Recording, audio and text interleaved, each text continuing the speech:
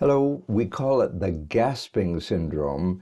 It describes a person who may be active on a walk, for example, or even sitting, reading a book, watching a computer screen, and suddenly they become aware of the need for more air quite abruptly.